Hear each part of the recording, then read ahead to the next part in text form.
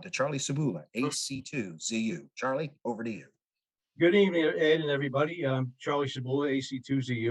I welcome everybody here to my briefing on the telegraph, a new innovation that helped the North win the Civil War. Before I go into the briefing, I want to just make a point of interest, if you're not aware of it, but the telegraph was born in New Jersey, in Morristown, with Samuel Morse and Alfred Vail. They did testing up there, and of course, they developed the Morse code, and that was 1838. And so there's a lot of history involved in New Jersey on the telegraph. My topic tonight deals with how the use of the telegraph was a major enabler for the success of the Union's victory in the Civil War. From my work at Fort Monmouth, I was keenly aware of the need for battlefield situational awareness. All our efforts in the areas of command and control communications were focused on this most important enabler for the warfighter. After researching my topic tonight, I realized that the application of telegraphy to the battlefield in the Civil War was the first time that battlefield situational awareness became a reality. To make situational awareness viable, you need visibility at the strategic, tactical, and operational levels. If you look at the pictures up above, President Lincoln was the first president to be able to strategically direct the battle. At the tactical level, commanders pass on the orders to the operational level. The operational level, the troops follow the orders provided from the tactical level of command. As you see, each of these levels also support the others, providing information from the field back to the tactical and strategic level that supports subsequent decisions and changes in a dynamic battlefield scenario. Okay, this is my outline. I'll talk a little bit about Morse code and the telegraphy system, talk about Lincoln's early interest in the telegraph, because he had a very early interest in the telegraph. I'll have a video that kind of supplements and enforces some of the things that I talk about. Then I'll talk about the North and the South's telegraph posture prior to the Civil War, and the North and the South's telegraph posture during the Civil War. I'll also talk about some technological innovations implemented in the telegraph and where the telegraph helped in the battle, and I'll have a summary and conclusion. To better understand the beginnings of the telegraph, we need to understand how it was developed and how it became an important enabler for the use during the Civil War. The telegraph is a communication system in which information is transmitted over wire through a series of electrical pulses. The pulses are typically short dots and longer dashes, and each character of the alphabet, number, and punctuation mark is represented by a defined sequence of dots and dashes. The American Morse code, or railroad code, was adopted by Samuel Morse and Alfred Vail. Vail was a telegrapher and joined Morse on the early telegraph experiments between Baltimore to Washington. The American Morse code was developed with most commonly used characters like E being a simple dot, and the less common characters like a Q by a more complex sequence, a dash, dot, dash, dot. The International Morse code originated and was used primarily as a result of the development of the transatlantic cable. Since American Morse code used some characters with multiple dots that were closely spaced, and issues with dispersion resulted in distortion at the receiving end. The longer the cable, the more significant distortion resulted. As a result, significant delay and lower transmission speeds made American Morse code less desirable than the International Morse code for transatlantic telegraph communications. The first demonstration to the government was in 1844 between the U.S. Supreme Court and the B&O station. With the successful demonstration of the telegraph, railroad telegraph stations sprung up connections across the country. They were used to track rail operations and eventually connected businesses and financial industries and the press. In 1851, the first war to use telegraph successfully was in the Crimean War. Many U.S. officers like General McClellan became aware of this new innovation, and he realized it could prove very useful in future wars. By 1861, there are more than 50,000 miles of telegraph wire, of which 47,500 were in the north and 2,500 in the south. In the north, the two telegraph companies were the American Telegraph and Western Union. In the south, Southern Western Telegraph and Southern Telegraph. It's not a surprise that the telegraph would become a useful tool, therefore, when the Civil War began. Lincoln's knowledge and his application of the telegraph played a critical role in the success of the Union to win the war. Lincoln's first introduction to the telegraph began in 1857 as a lawyer in Illinois. He was involved in some major lawsuits involving the railroads. Lincoln believed in technological innovations like the railroad and the telegraph should be pursued. He defended railroads. He actually was the only president to hold a patent on a device that kept floats from hitting sandbars. Charles Tinker, a telegraph clerk in Illinois, demonstrated and explained the operation of a telegraph to Lincoln, who, from his prior interest in technology, was impressed by this new innovation. Tinker eventually became President Lincoln's telegraph clerk in his administration. Lincoln promoted platform as a candidate for president by going to New York and delivering addresses to public. New York was the telegraph capital, and the telegraph was a key enabler to dissemination of Lincoln's platform from east to west. Lincoln was not present at the Republican convention in 1860, but rather relied on telegraph to communicate with the delegates of his party. Lincoln preferred to communicate via letters and documents, but as the Civil War progressed, he gained a true appreciation of the telegraph as both an intelligence tool and a tool to provide rapid direction to his commanders in the field when required. The telegraph became as important as weaponry used to ensure that the Union would win the Civil War. This video provides a good overview of Lincoln's use of the telegraph during the Civil War from a strategic level. I'll play this video now. In a building just across the road from the White House is a small room that will become Lincoln's nerve center in this war. And at its heart, a simple device that will transform how this war is fought and won: the telegraph.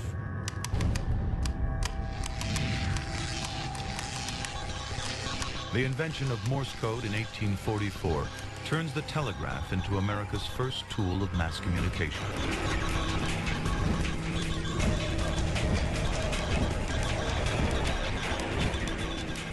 Quickly encoded, the basic system of dots and dashes, sealed for brief messages.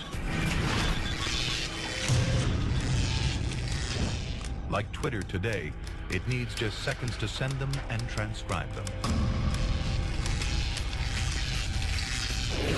Where messengers previously took days, on horseback, over hundreds of miles, and across every kind of terrain. Now, the country's 50,000-mile telegraph network means communication is almost instantaneous. As telegraph poles snake out alongside the railroad lines, this vast country begins to shrink.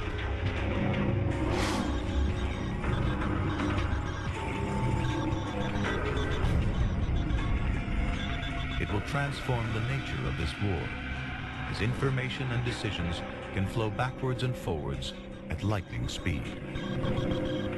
It became kind of the early version of email. Suddenly it was possible to get a message to somebody from St. Louis, to get a message to New York in a shockingly short amount of time. Lincoln immediately realizes the telegraph's potential as a weapon of war. He insists on the installation of telegraph lines directly into the War Department.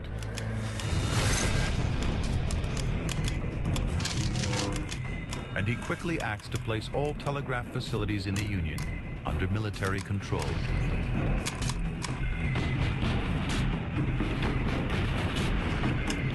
The telegraph office becomes the central hub of Lincoln's war operation, his command and control center.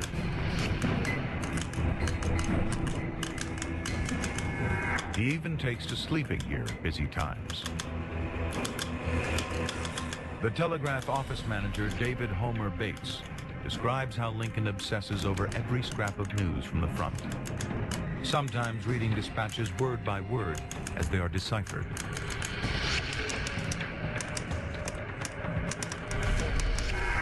Lincoln's habit was to go immediately to the drawer each time he came into our room and read over the telegrams, beginning at the top until he came to the one he had seen on his previous visit.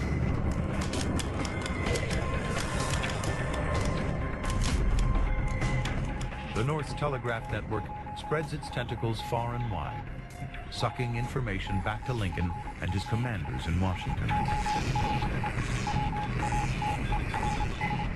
It gives him a vast strategic overview, providing him an unrivaled insight into his commander's tactical thinking.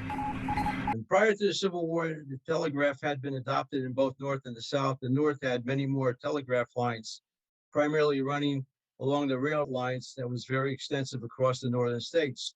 The South had a much smaller but compact network of telegraph lines that encircled the Confederate states. Most of the operators in the South were concentrated in Virginia, 54, Tennessee 10, Mississippi 29, and Arkansas 27. The remainder were smaller numbers in other states. The North had a major advantage since it had extensive manufacturing capabilities for making wire, insulators, and battery acid. The South had little such capability and primarily relied on the North's capability to support the network. The challenge for both the North and the South was to maintain its telegraph footprint within its boundaries, at the same time to be able to extend its footprint as it engaged in battles outside its boundaries. The distance from Orleans to Washington, D.C. was 1,000 miles.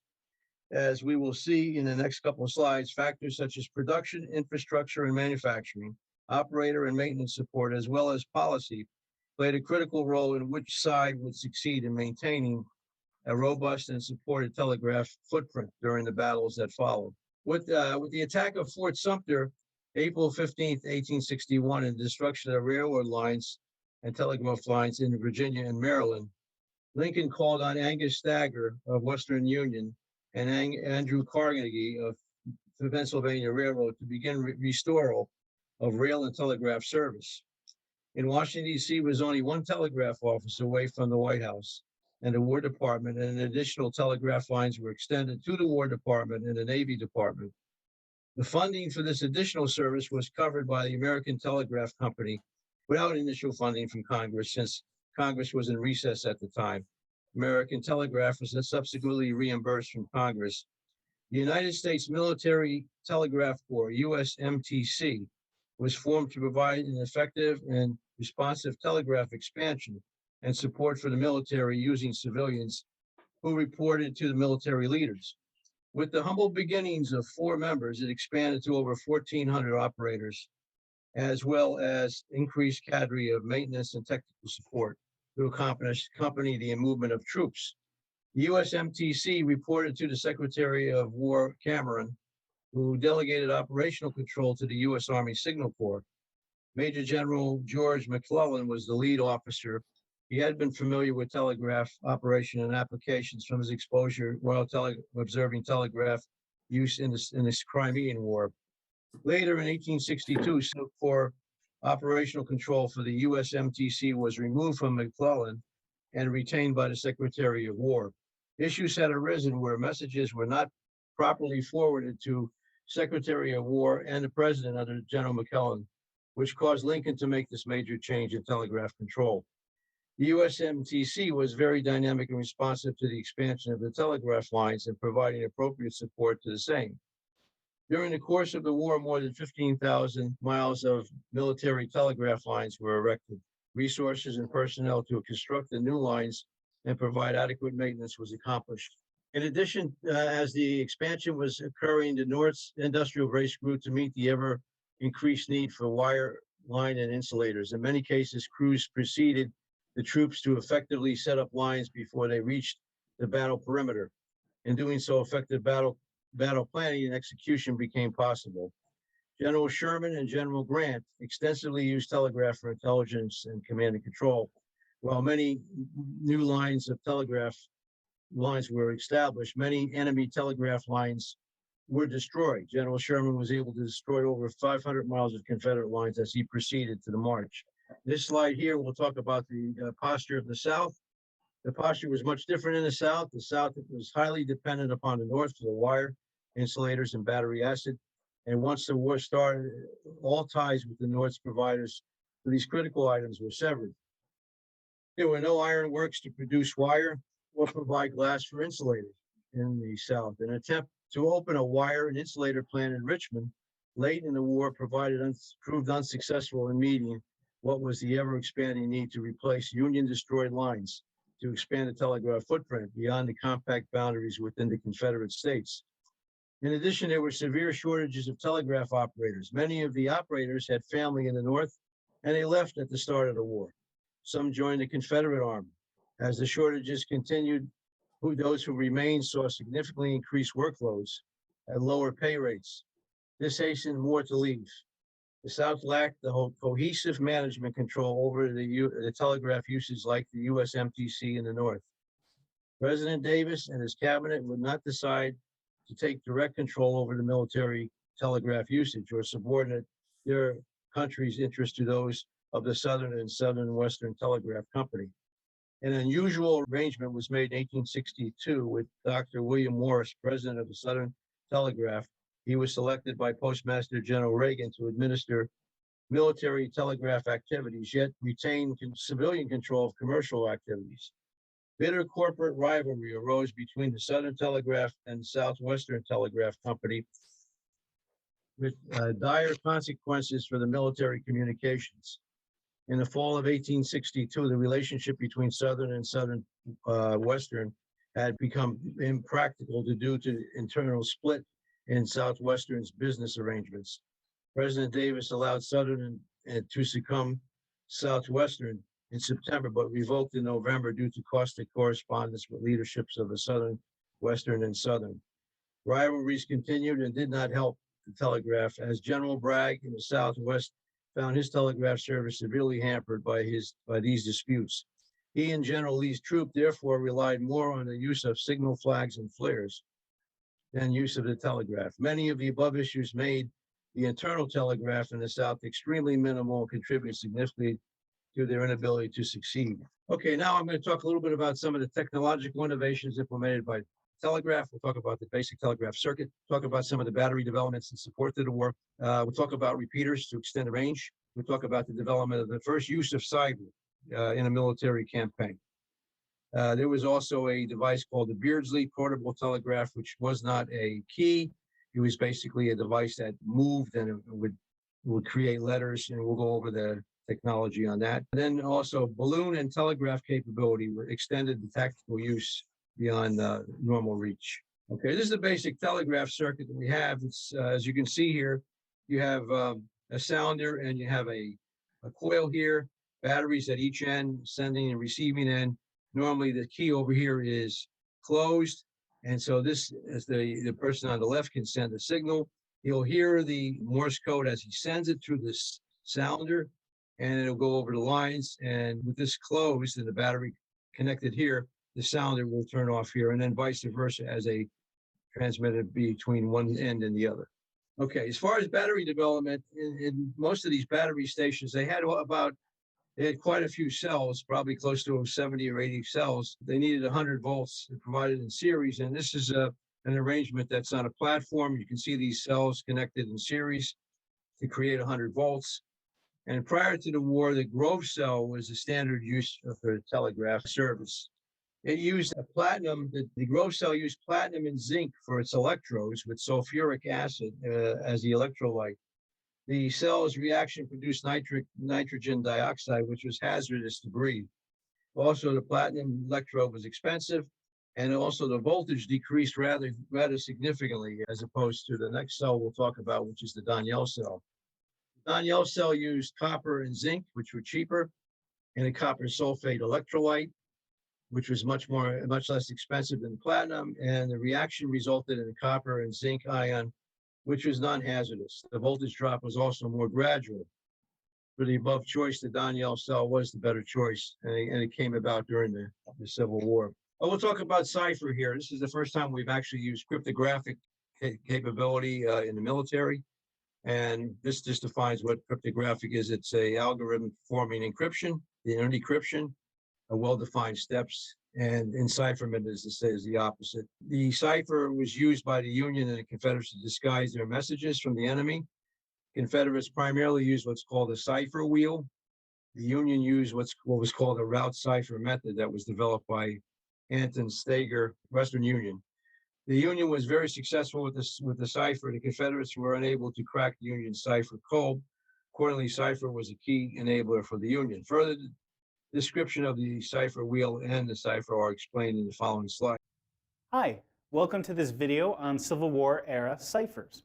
So let's say you wanted to communicate with another group in your army, and you wanted to send a message that's about maybe troop movement or locations, dates and times of attacks, things like that.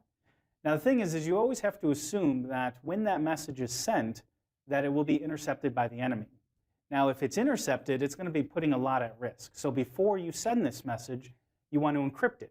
So disguise the message in a way that the person intercepting the message can't read it. Now during the war, the Union and the Confederates had their own types of ciphers. So we're going to talk about those two in a moment. Now really simple ways of disguising messages would be to just replace important words with random words. So we could replace Lincoln with the word oak tree. If the enemy was able to figure out that oak tree meant Lincoln, then your message isn't very secure. So the two types of ciphers we're going to talk about, the Union used a cipher called the route cipher, and then the Confederates used a cipher wheel. So let's go ahead and start with the Confederate cipher wheel. The Confederacy's cipher wheel is a pretty simple wheel to make. So in this case, I just made mine out of 2 circles of cardboard. The Confederate cipher wheel is made up of 2 wheels. You'll have a small one and a larger one, where the small one is laid on top of the large one. The letters, the alphabet, are written around the edges of both wheels. The outside letters refer to the plain text. This is the original message. The inside letters refer to the ciphertext. This is the encrypted message. So how does it work? First thing is we're going to set the wheels so that the outside A points to the inside A. Notice that when I rotate the wheel, A will now point to a different letter. So here it now points to B. This is considered a shift of 1. Now it's set to C. This is considered a shift of 2. D has a shift of 3, E has a shift of 4, and so on. Just remember that the shift is the number of letters away from A. Once you choose a shift, or we'll call it a key, we can start encrypting and decrypting our message. Let's consider the following message. Move to Lincoln's Baltimore departure time to 2 a.m. Now the first thing we need is a key. Now this key has to be agreed upon by both parties. So let's say we had a shift key of 17. Next, we need to set our cipher wheel so that A points to A. Let's rotate the wheel 17 spaces. Now you can either move the inside wheel 17 spaces to the left, or you can move the outside wheel 17 spaces to the right. These are equivalent, and now you're going to have A pointing to R. Now that the wheel is set, we can start encrypting the message. Find the letter M on the plaintext wheel. Again, this is the outer wheel. Write down the corresponding letter in the ciphertext wheel. See that it points to D? So under the M in the original message, we will write the letter D. Now find the letter O in the plaintext wheel. You're going to write down the corresponding letter in the ciphertext wheel. It points to F. So we're going to write F under the O. Let's go ahead and find V. See that it points to M? So now we're going to write V under the M. We're going to continue this process until you've finished all the letters of the message. Okay, so we've encrypted our message, we sent it away, and we received a response. Again, it's been encrypted using the key of 17, so let's go ahead and decrypt it and see what the response was. All right, we received the following encrypted message. It starts with TYREXV and so on. So let's set the cipher wheel back to AA. And since our shift key is 17, we're going to shift the outer wheel to the right 17 spaces. So A is now pointing to R. We're going to find T on the cipher text wheel. Again, this is the inner wheel. The corresponding letter on the plain text wheel is C. Again, plain text wheel is on the outside. So now I'm going to put C under the T. Next, we're going to find Y on the cipher text wheel. The corresponding letter on the plain text wheel is H. So we're going to put H under the Y. Find R on the ciphertext wheel. Its corresponding letter on the plaintext wheel is A. We're going to continue doing this on the cipher wheel. Eventually, we will decrypt the message to the following. Change your plans, attack tonight. Now you've seen an example of how the cipher wheel works. Now the Confederates didn't do a single shift because otherwise there's only 25 possible shifts with the letters of our alphabet. And so it doesn't take that long for us to do it by hand, and a computer can almost do it instantly. So it's not very secure. Now, the Confederates made their cipher more challenging than the one we just did. When we were doing ours, every time we encrypted one letter to another, we always used the shift key 17. So what makes theirs better is every time that they encrypted one letter to another, they didn't always use the shift key 17.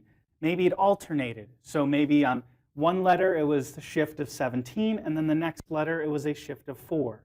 Then back to 17, and then back to 4 again. So anyways, that's how the Confederates worked the cipher wheel. Let's go ahead and talk about how the Union used the route cipher. The Union's approach to encrypting messages was very different than how the Confederates did theirs. So let's take the same message that we used with the Confederate cipher, which was moved Lincoln's Baltimore departure time to 2 a.m. The route cipher is about rearranging the words in a phrase so that we get something very jumbled. So the Union had a very systematic way of doing this. We are going to come up with a grid. Now the grid has a number of rows and a number of columns. Now they use code words to determine how many rows and columns we have. But for the sake of this video, we're going to use a 3x3 grid. So let's take the phrase, moved Lincoln's Baltimore departure time to 2 a.m. We're going to put that in a 3x3 grid, writing the words down each row, and when you run out of columns, you move on to the next row.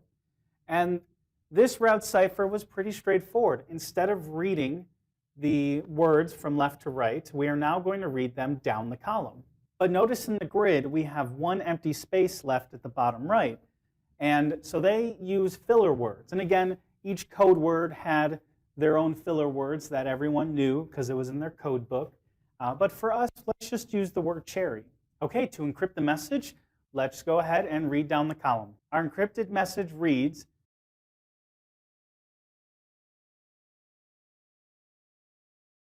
all right, they responded to my message, so they sent me an encrypted message right here. And the message says, change at plans midnight, we love attack Apple. Okay. Now I know that this message was encrypted using a 2x4 grid, so 2 rows and 4 columns.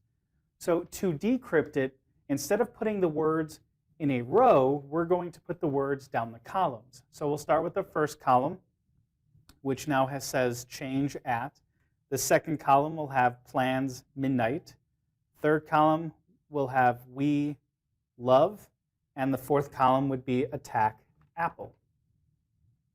And now I can read off the row, and I have the following message, change plans, we attack at midnight. Love Apple. So I'm going to assume that the love Apple are those filler words that we know was associated with this grid. All right, so that's a simple way of using a route cipher. Anyways, I hope you enjoyed watching these videos. Have fun decrypting. Thanks. Okay, we'll talk a little bit about repeaters. Basically what it is basically what we talked about before with the telegraph circuit. Again, you have a sounder and a sender, and then we have a battery at the at these 50-mile locations. Every 50 miles they would have a repeater, and that would boost up the signal. The repeater, one of them that they used during the Civil War, was called the bulky repeater. That's the one that's shown. And repeaters had a significant impact during the Battle of Fort Donelson, where they were able to provide communications with the North and the West. This was a major first victory for the Union during the Tennessee-Kentucky campaign. Okay, now the Beardsley Telegraph, this was first used in the Peninsular Campaign in 1862. And they used visual messages from the field to relay via the Beardsley to headquarters. So they used basically flags or flares, but they were able to transmit information at least some point. The best battle that the Beardsley was used in was in the Battle of Fredericksburg in 1862. And then in Chancellorsville, they had a limitation on the range because of the magneto batteries. You can only go maybe about 5 miles. So it really was a difficult type. The Beardsley was removed eventually, and basically they trained up troops to be able to use the Morse code system. But this was sort of like a stopgap measure, I guess, during the early part of the Civil War. And this is the device, okay? Hi, my name is Brett Kelley. I'm the Curator of Collections here at the National Civil War Museum. I'd like to talk to you today about one of the artifacts in our collection. This is a Beardsley Telegraph machine. The Beardsley was adopted by the U.S. Army in the early 1860s. And the idea behind it was they wanted to make it easier to train soldiers on sending messages. Instead of using the Morse code, where the soldier would have to learn Morse code and learn all the signals and all that kind of stuff, they wanted something simple. And so they came up with the Beardsley Telegraph machine. Now, on the inside here, you have basically a signal battery. This would be hooked up to another one, usually 4 or 5 miles away, hooked directly by wires. And the way this operated is, the soldier would take this knob and move it to the letter or number that he wanted to have register on the other end, where an identical machine would move to the same letter. Now, one of the problems with this was, if say a soldier wanted to register a letter towards the end of the alphabet, like in this case, like an R or an S or something like that, he would move it around and set it so it would register on the other end. Unfortunately, it only moved clockwise and it was very slow.